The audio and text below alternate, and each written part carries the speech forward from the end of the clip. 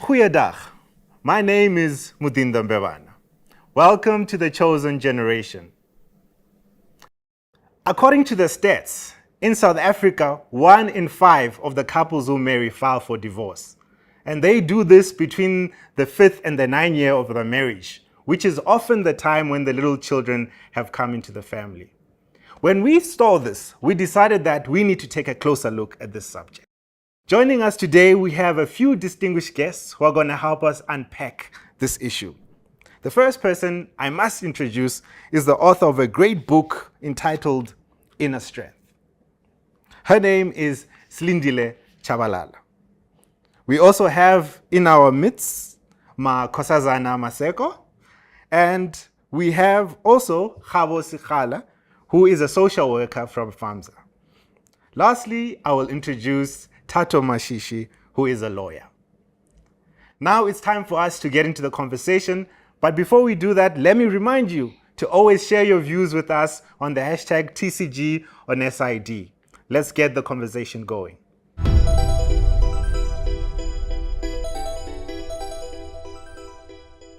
That's a hard one to answer because I don't think people divorce because they want to divorce. It's not because they hate each other all of a sudden. I think really what happens is people say they don't know the other person anymore, but what it really is that they found out who the person really is. So all those red flags that they ignored while dating now come up in marriage, and it's like, oh my goodness. So they don't want to break up. They don't want the marriage to end. Okay, I believe sometimes people get married not wanting, or they get married at a tender age, and they believe that's the way to go. Like, for example, our parents back in the days, they got married probably at 20. They didn't get time to date. They didn't get time to meet other people who are not the people that you were set up with. Yeah, in today's world, I think there's too much divorce. Reason being, people get married for wrong reasons and divorce for the right ones. And peer pressure, family, and peer doing for people.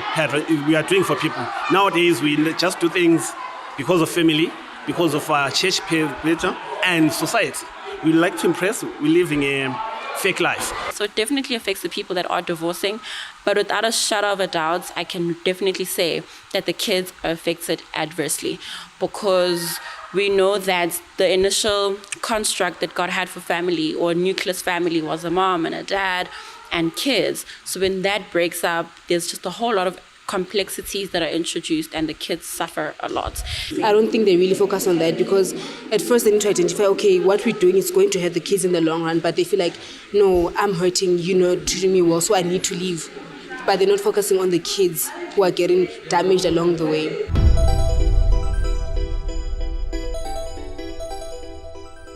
All right, let's get into the conversation. I'd like to welcome all my guests to the show. And really, I thank you for being here. Let's try and get into this issue as soon as possible.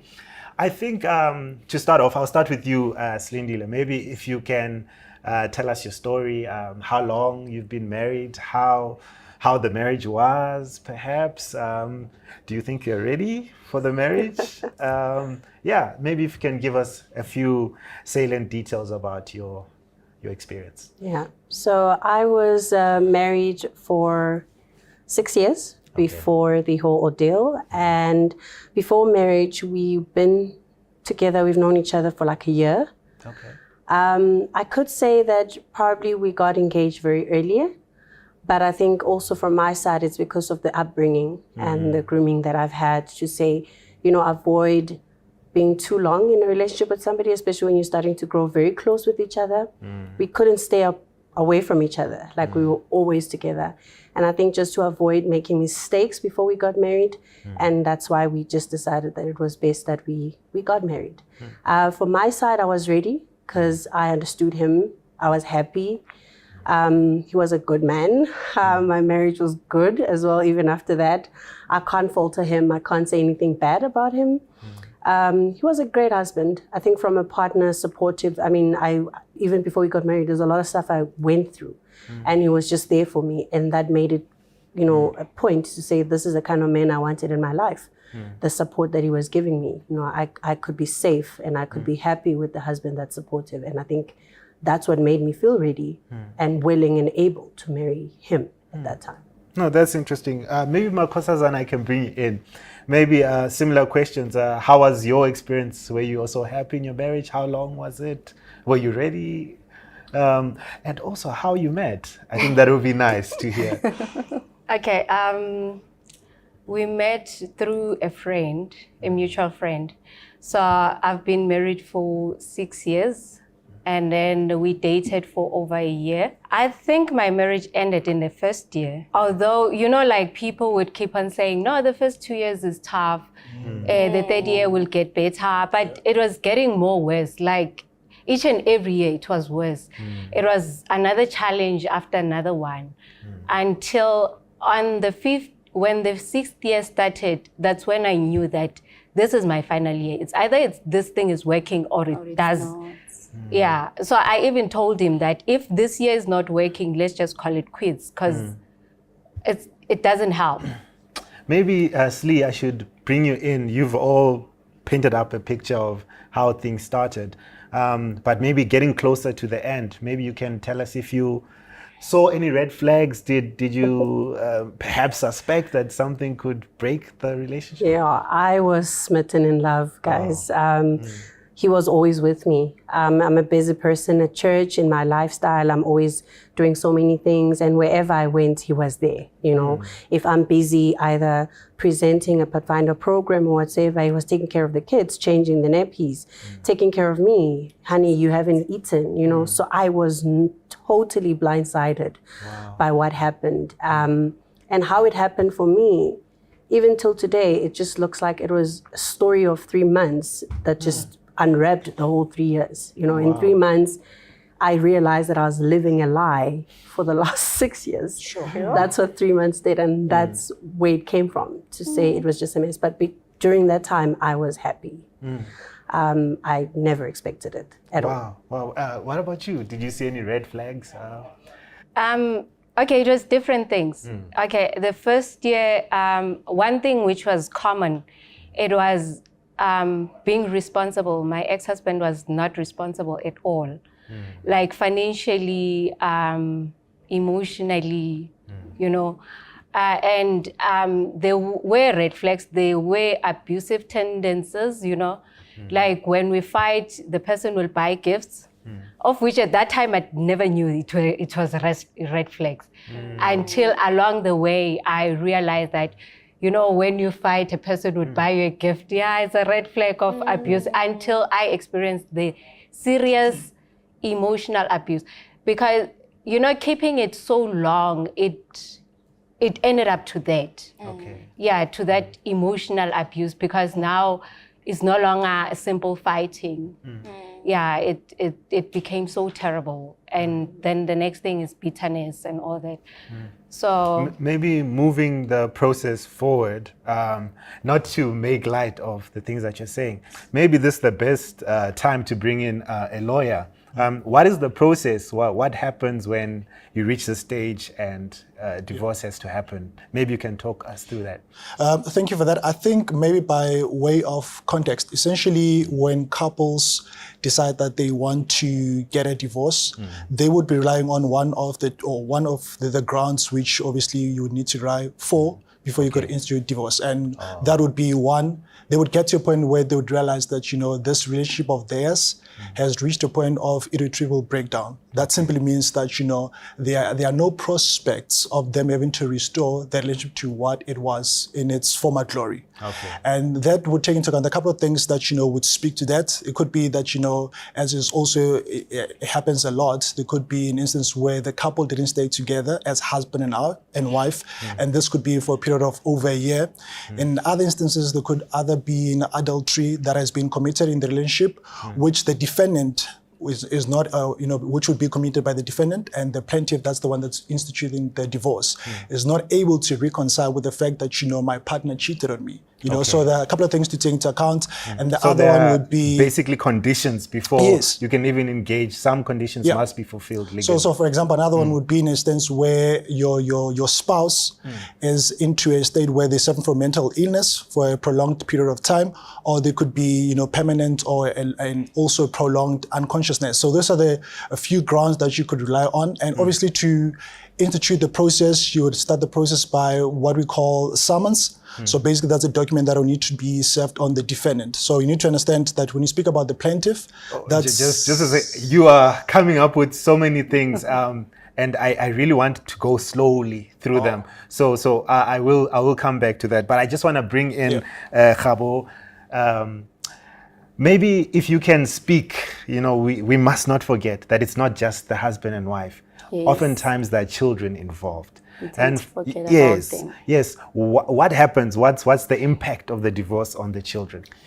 Yeah, divorce is a very difficult situation for the entire family. Yes. But for the kids, it can be a difficult situation, a scary one, because they feel angry, they are frustrated, they are confused, they're even worried about the future. And some, they can even feel guilty, blaming themselves, or maybe that's the other reason why their parents are divorcing. Okay. And they find it difficult to adjust to the situation, especially the change. Changing of homes, changing of skills, leaving their friends and starting afresh, new friends where they are going. So for them, it's very difficult. So it's really a disruption of their life. And I'm so sorry that, sorry for the pun, we have to disrupt this conversation and go to a break. And to our viewers at home, we'd like to ask you to please share your comments with us. Maybe you can share your story. The hashtag is TCG on SID. Let us know what you think about this conversation. We'll see you after the break. Stay tuned.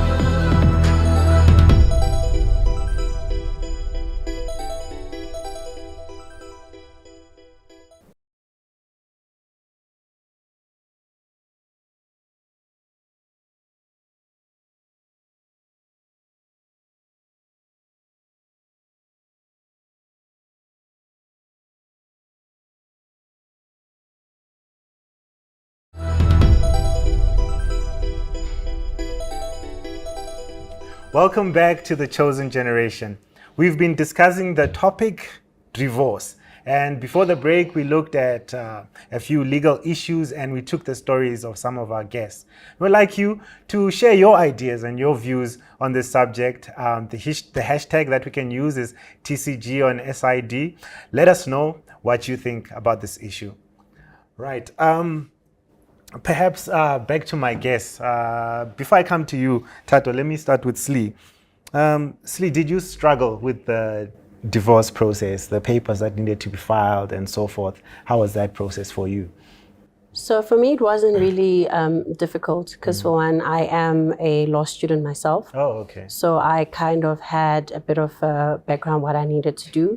It was just going to the place and so on. The only thing, it was just the emotional strain that it takes on you to go through that process. That is what I experienced, and that was difficult for me. There was a lot of procrastinating, whether should I submit the papers, is it the right time? So it still had a lot of questioning. But at least I knew where I needed to go and what I needed to do. So that for me was not a difficult process at all. It was just the response from him that was a bit of a challenge. So you were really clear on the process already. Maybe Tato, I cut you off previously. Maybe if you can give us some insight on the process. What do couples do? How do you get those legal papers filed and your court date and so forth? Unfortunately, not a lot of people are quite, in the know with regards to how to go about with the process. As it has already been said, it's quite a stressful process. So essentially what you're looking at, and Kaba also touched on an important thing that, when we consider the issue of divorce, we also need to take into account that the children. So also in your divorce papers, if there are children, from the substance of the marriage, you'd obviously want to cater for that, divorce papers. And what the court will consider in that is that arrangement, if you do decide to have an arrangement in place, needs to be in the best interests of the children. So essentially you would approach a lawyer. That's what we would advise people, depending on, the estate and what we're dealing with and the marital regime. So in most instances, it would be advisable to approach a lawyer. Essentially, you would approach a lawyer to institute summons, and then those summons would then be served on the other party, which you're trying to divorce, and then you follow the process. So if it's a contested divorce, it could take longer. We're looking at 2 to 3 or even more years for it to be resolved. But if it's an uncontested divorce, that usually, is resolved quick. You're looking at 4 weeks if everything is done properly. So that it would be advisable, depending on the estate and the circumstances at play, to approach a competent lawyer who would be able to provide the advice.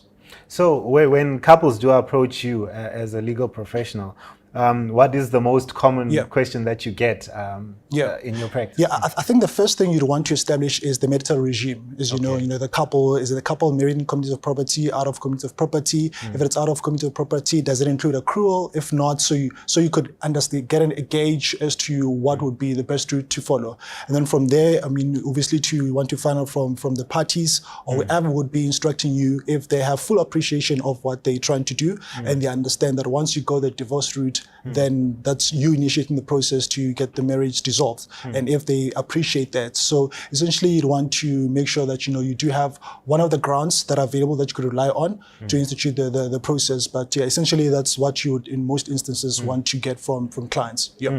So maybe Kositato mentioned court papers or the marriage contract, and I'm interested to know which one you chose. Were you married in community or out of community or any of the other contracts? It was in community of property. Okay, what was the reason for that? At the spiritual background, being married by a pastor, and the other thing, like most of the time, when we get married, we don't think we're gonna go through divorce. We tell ourselves that we're not getting married for divorce. And when we're young, we have a mind of saying we wanna grow together. We're building together and all that. So the togetherness is always there, and that's how we end up with the in-community of property. Did you know what the implications of the community? Not much. I was about to jump in there to say no one actually thinks about it to say what it has. I think we grew up in a society and our Christian background doesn't allow us to really dwell on that much. So for us, it's just I'm getting married to a man I love, that I trust, my family is happy with him and his family accepts me. I don't really think we dwell on the in or the out. And I think that another thing also to add to that, you can't even question it. It's a default position that you're not even at liberty to question. And if no one asks, it is. Maybe I should bring you in then, Tato. What are the implications of in the community of property? What does that actually mean? So essentially, when a couple decides to get married and they want to do it in community of property, what that simply means is they bring their separate estate into one joint estate. So by estate, we're referring to both your assets and liabilities. If, for example, one of the spouses was a student studying through NSFAS, that would be a student loan that would be taken into account, that would be forming part of the joint estate. So even if the other one, didn't have any loan of that sort, so that become part of the joint estate. And when it's out of community of property, essentially what we will have is separate estates, and that will also be factored on. Does it include accrual? So basically, accrual is a calculation to say that if the marriage is out of community of property with accrual, what the couple would generate during the course of their marriage, that will be included, so that if they do divorce, then there's a spouse with a lesser estate that will try to. It's more of a balancing act to see that. Try to get them to a state of equilibrium, if you could just use the word. Okay. So earlier on, you were talking about contested and uncontested divorce and the implications in the length of the process. And I think, what if I am the one who's being divorced, so to say, as a layperson, and I cannot afford to contest the divorce? Are there any steps that I can take? Well, fortunately, we do have a lot of organizations that are willing to assist people, obviously subject to you meeting the requirements that will be applicable. We have organizations such as, obviously, Legal Aid, which provides free legal services to qualifying persons. And there are other organizations, such as probono.org, and private firms that obviously would provide the pro bono legal services. So just a matter of finding out, reaching out to those organizations and seeing if you do meet what's called the means criteria to see that you qualify for their services. But once you do qualify, they'll be able to assist you. Okay, that's very interesting. I think there's more to cover. And to our viewers at home, please continue to share your views with us on TCG on SID. Let us know what you think and what your story was. We'll be right back after the break.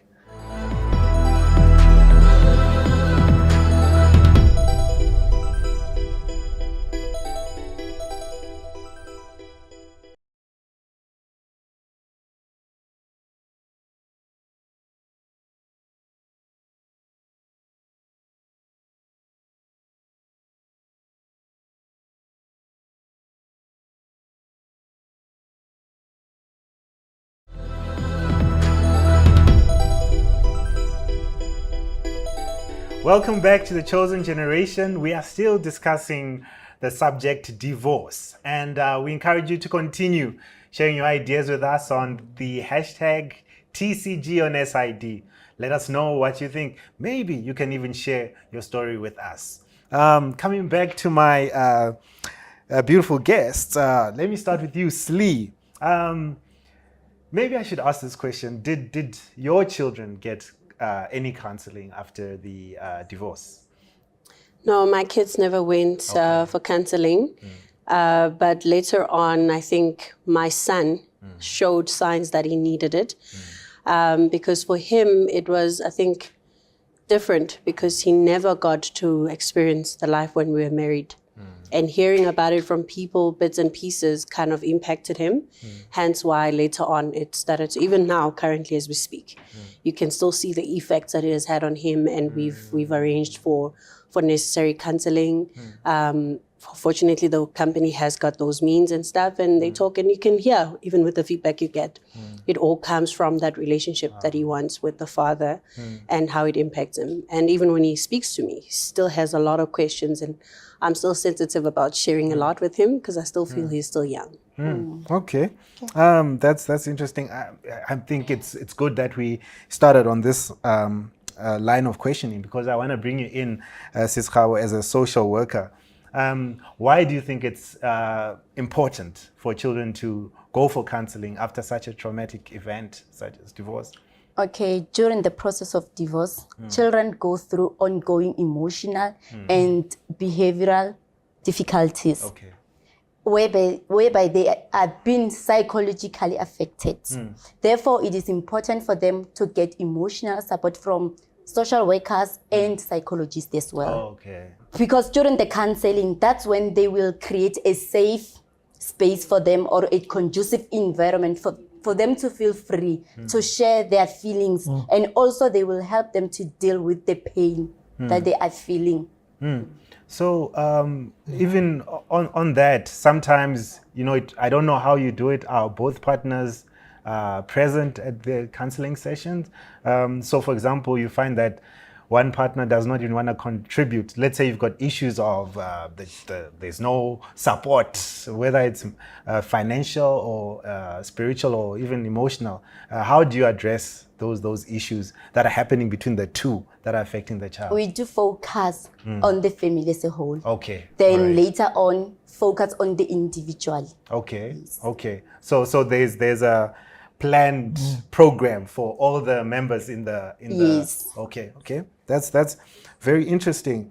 In your experience and in the counseling sessions that you have done with many of these couples, what do you find to be some of the reasons why divorces are happening in practice? What are people saying about the situation? Lack of communication. Okay. And then where there is no respect. Okay. And then where there is no honesty. Okay. And where they don't work as a team. Like, Alright. remember, in a relationship, you should work as a team. Make sure that you respect each other and the communication should open. Okay. Yes. Okay. That's interesting. Bring you in, Makhosazana. What do you think? What are some strategies that we can use to prevent divorce in our families out there? As it has been mentioned, I think the main issue is communication. Okay. Sometimes it's not lack of communication. Communication is there, but the manner in which we communicate is the incorrect one. And sometimes is presented as disrespect. Actually, sometimes it's not disrespect, it's the timing. Okay. Because we find ourselves communicating only when we're angry. Oh, okay. Yeah, like, and then everyone is shouting. And at that moment, you find that you want to hit where, it's painful. where it's Strike the gonna be- point home. Yeah, Yeah. Finish him. exactly. Yeah. So, Oh, sorry, did I say it loud? All right. Yeah. so the timing is the worst part. So one thing I've realized, after divorce is that, when you're sitting down and re-looking at your marriage, I realized that you know, the timing was bad of communication. We were communicating. I was meant, like I always said, how do I feel? What do I think about and all that? But the timing was bad, and the manner that I was saying it was bad. When we're both shouting, no one hears what you say. And then now it comes to the other party as disrespect. Okay. And to me, it comes as if you don't listen to me. And when you can check most marriages, it's all about, you don't listen, you disrespecting me. A man will say, well, you disrespect. A woman will say, you don't listen. But it's because we don't communicate proper. All right. Wow. Communication is the key. How can people get your book? Okay. So the book Inner Strength is available basically on my hashtag line, which is @Sleazonis on Instagram or @QueenLadyP. That's where you can find it. Or you can follow me as well, Precious Slee, which is C-Li Chabalala. Okay. And also with my numbers, where somebody can then WhatsApp my business line in order to order from there. And it's just 220 a copy. All right, great. Again, I will keep on thanking you. I really appreciate that you're willing to come and help us, talk about this subject. Maybe to our viewers at home, we really thank you so much for allowing us into your space. We hope that indeed you'll join us again next week as we cover another issue. And maybe a final word. It was always God's design. He wanted marriages to be beautiful and all those things that we hope for. And it is no, mistake that his first miracle was actually at a wedding. And I think what we need to realize about this is that we need to invite Jesus not only into our weddings, but also into our marriages, because he is the one who saves, who sanctifies, and satisfies. So you can continue this discussion with us on our hashtag TCG on SID. Let us know what you think and share your story with us. Maybe others will be able to learn. And also don't forget to subscribe to our channel, the SID Media on YouTube. Let us meet again next time. It's been great. We love you and see you again in the next show.